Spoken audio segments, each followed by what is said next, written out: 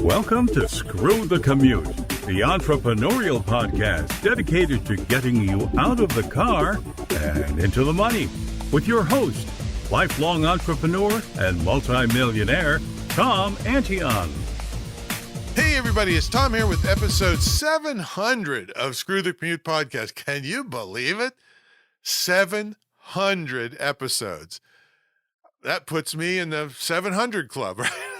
I think that's some show or religious thing. I don't know what it is. But today we're going to talk about persistence in business, because who gets 700 episodes? How many podcasts? I don't really know. I heard that the average podcast lasts 8 episodes or 7 episodes. So I've done 100 more times than the average. Well, I'm a high achiever, right? So this is a little bit different from my normal fare of how-to stuff. And this persistence and consistency is critically important, because if you don't have persistence, all the cool techniques in the world that I teach you are not going to help you a bit, all right? And because we're going to, a little bit later today, we're going to release a 70% off sale on a bundle of my best-selling ebooks, just to commemorate this. So watch for that in your email. If you're not on my email, make sure you grab a copy of our Automate free book. I've been giving it away for a long time here. If you have a copy, you're probably on my email list. But anyway, you go to screwthecommute.com/automate free, and then you'll be on my email list. You'll get that free ebook that you will thank me for if you use the stuff that's in that book, and then you'll get notice later of the 70% off sale.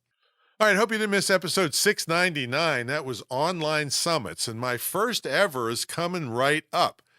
You can sign up for it, and you get 2 free ebooks for that one too. Sign up now, and you'll get a free ticket at screwthecommute.com/summit2023. And I got to tell you, don't miss that episode 699, because you can have 0 online presence and put on an online summit. I teamed up with another guy that ran all the technology, and I just put together a group of speakers. You don't even have to speak yourself if you don't want. I mean, I'm doing 5 master classes, but you don't have to. You could just put this online summit, pick a topic, a cool title, get somebody to help you run it, and bam, wham, you get thousands of email addresses and sales of the videos with no online presence to start. If you're already well-known or have a good online presence, you can really ramp it up big time. So that was episode 699. Anytime you want to get to a back episode, you go to screwthecommute.com/ and then the episode number. That was 699. Today is what? 700. All right. Make sure you follow me on TikTok. It's tiktok.com/@digitalmultimillionaire. I got some viral videos going there. One's got 560,000 views in the last week or so, and another one's taken off. So, and there's probably 200 little short training videos there for you. Some funny ones too. All right, let's get to the main event here. Persistence in business and in life. I hate to tell you this, but I'm pretty darn sure many people in the world are losing, or more accurately, never had this trait of persistence and consistency. People have had to fight for their basic necessities, are forced to have this trait. And just think, if you lived in some remote part of Africa and you're hungry, well, you can't call DoorDash, or and have them pick up something from Panera Bread for you, right? You can't do that. You got to go get it. And I love this stories about Hell's Kitchen. It's also known as the Clinton area. It's a neighborhood on the west side of Midtown Manhattan in New York City.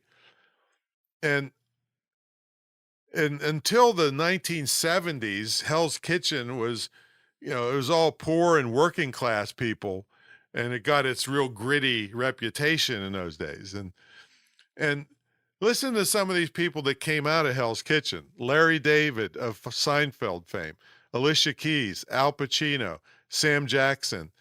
He was a security guard there. John Goodman, Robert Mitchum, Daniel Patrick Moynihan, Jerry Orbach, Tony Orlando, Mario Puzo, Bruce Willis, Sylvester Stallone. I mean, you can just Google people from Hell's Kitchen, Manhattan, and you'll get a pretty much a who's who of celebrities and high achievers. Now, these people did not get trophies per participation. Let me tell you that. They had to fight and claw their way to their wins that were few and far between until they made it. And then almost all of them continued to struggle and fight it out all to stay on top. And you only see the upside and the wins, but every one of those people had way more losses than wins. Their tough upbringing and fighting it out every day in Hell's Kitchen gave them the tools they needed to persist towards their goals. And let me tell you, parents out there, you aren't doing your kids any favors by making life easy for them. In fact, to me, you're negligent in doing so. And long after you're gone, many of your kids will still be in therapy, wondering how life hit them in the face and knocked them down, even though you told them how special they were, okay, as kids. This trophy crap for participation makes me sick. I mean, it had to be invented. One of my new books I'm working on is called Highly Educated Idiots. I mean, they have no common sense. I mean, if you lose a baseball game, you get the message that you must try harder and practice harder if you want to win the next time. And if you lose the next time, you have to keep going and try even harder and on and on. That's common sense. That's the way the world is. Giving somebody a winner's trophy for just showing up, that's asinine. You can't get any more asinine than that. You're a freaking moron if you go along with this perverse and stupid idea. Now, I thank my lucky stars as a kid. I was taught from the time I could understand language that I could have anything I want in life if I was willing to work for it.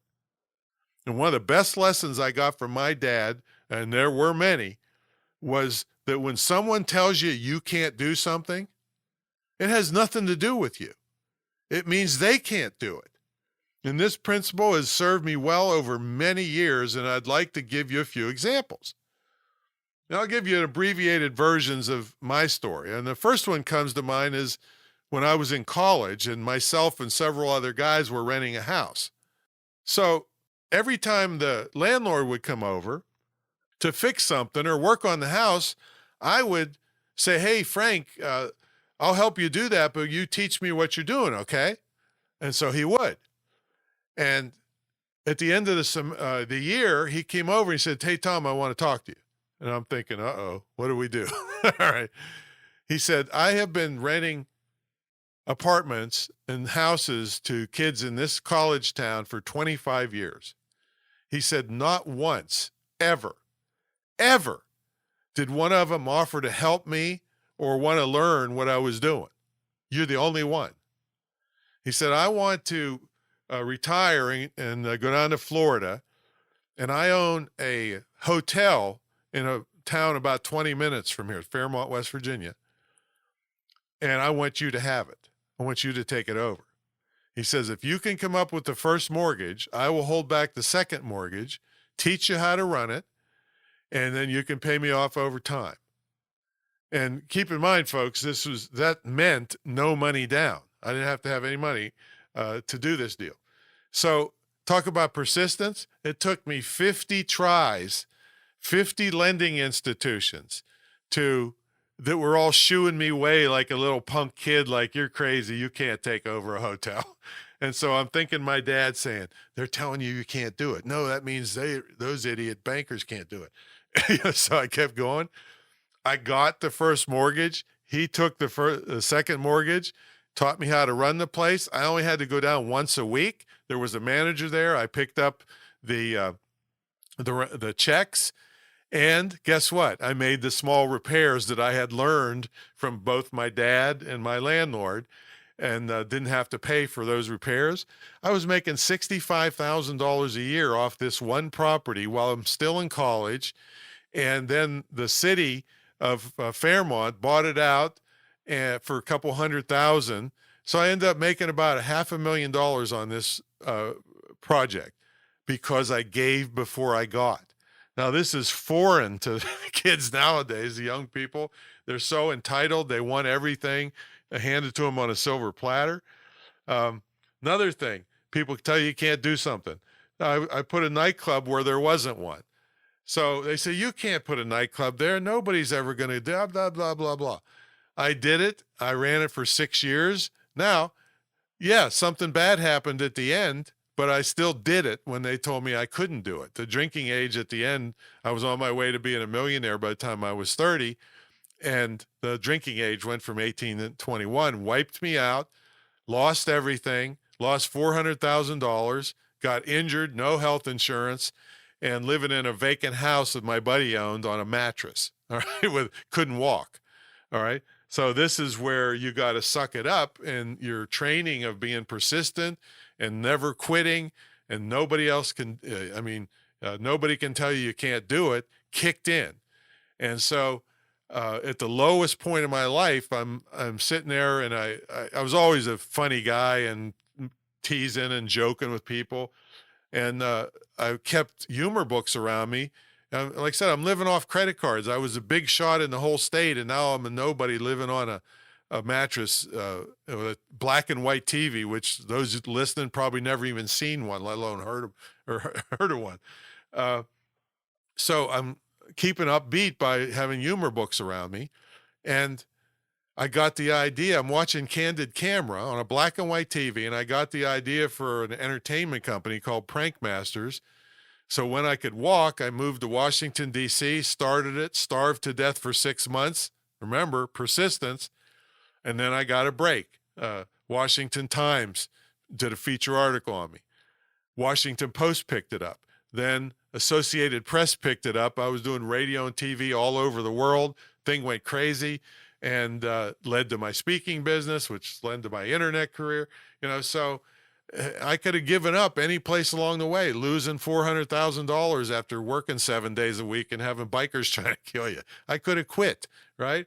I could have quit, in the first 6 months of trying to make it in the high rent, in Washington, D.C. Could have quit, So I could have quit in the first 2 years of trying to be an internet sell on the internet when it didn't make a nickel for the first 2 years. And then 4 years later, I'm a multimillionaire. All right. I could have quit. So persistence is the key to all of this. You don't have to be perfect. You have to be persistent. They both start with P. You might notice. Another one, this retreat center I'm sitting in right now, 11,000 square feet, 2.25 acres, pool, tennis court, workout room, theater, the whole bit. I said I was going to make a no money down deal on this. Everybody's telling me there's no way you can do that. Impossible. I said, okay, you watch. So I hit up all these mortgage brokers. They're making fun of me. They're saying there's no way. Guess what? I got a no money down deal. Did I take it? No. It was a little bit higher interest rate. So I put a 5% deal to buy this multi-million-dollar property. So again, when they tell you can't do it, it means they can't do it. Don't let anybody stop you. So however you have to do it, learn persistence on your own for your own purposes, or for darn sure if you're going to bring kids into this world, give them this skill and attitude as soon as they can understand language, and you'll be giving them the best gift a parent can ever give. 700 episodes and still rolling. Hey, if you'd like to be in my summit, make sure you go to screwthecommute.com/summit 2023. Hey, if you want me on your team teaching you this stuff, get in my mentor program. It's the longest running, most successful, most unique ever in the field of internet and digital marketing at greatinternetmarketingtraining.com. All right, we'll catch you on episode 701. See you later.